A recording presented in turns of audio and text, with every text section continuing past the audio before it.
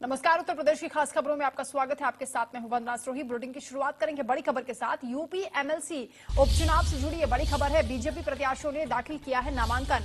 पदम सेन चौधरी, मानविंदर सिंह ने नामांकन दाखिल किया है। सीएम, दोनों डिप्टी सीएम भी उस दौरान उनके साथ मौजूद रहे। तो बीजेपी प्रत्याशियों ने पर्चा दाखिल कर दिया है और ये बड़ी जानकारी इस वक्त सामने आ रही है। बीजेपी प्रत्याशियों के नामांकन के दौरान मुख्यमंत्री भी मौजूद रहे और दोनों डिप्टी सीएम भी मौजूद रहे।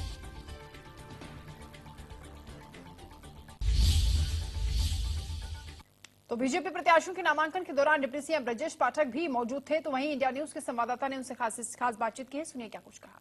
हमारे साथ ब्रजेश पाठक जी मौजूद हैं। आज जो है दोनों प्रत्याशी हमारे आदरणीय मानवेंद्र जी, आदरणीय पदम सेन जी एक तरफा जीतेंगे और भारतीय जनता पार्टी का परिवार लगातार बढ़ रहा है। विधान परिषद में इतनी सीटें कभी भी किसी दल के पास नहीं रही है। ऐतिहासिक क्षण है।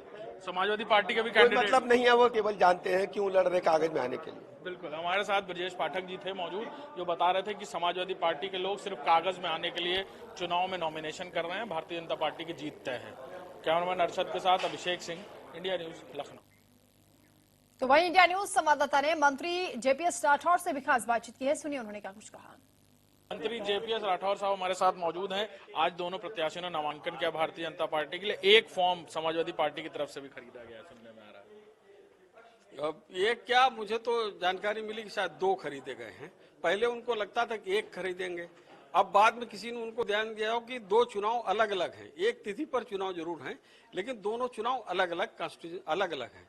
तो दोनों सीटों के लिए, तो वहां पर एक सीट के लिए 403 मतदाता हैं, जिसमें 274 भाजपा के हैं, 118 समाजवादी पार्टी। दूसरी सीट के लिए चुनाव है, उसमें 274 भाजपा के हैं, 118 समाजवादी।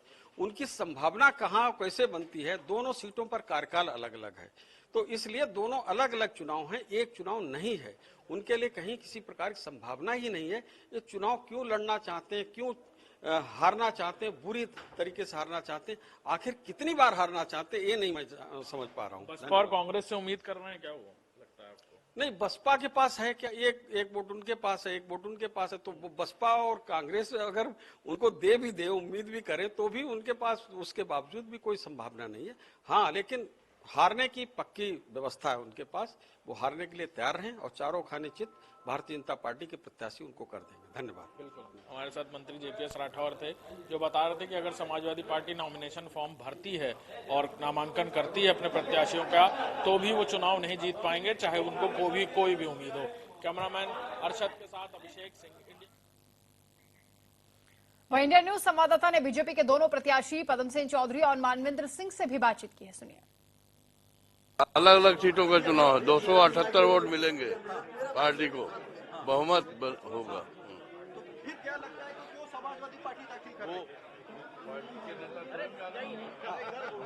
भारतीय जनता पार्टी का एक एक कार्यकर्ता पार्टी जो भी जिम्मेदारी देती है उसको निभाने के लिए कृत संकल्प हमेशा रहता है।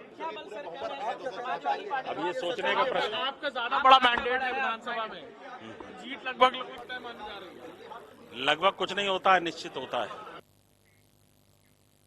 वहीं एमएलसी उपचुनाव से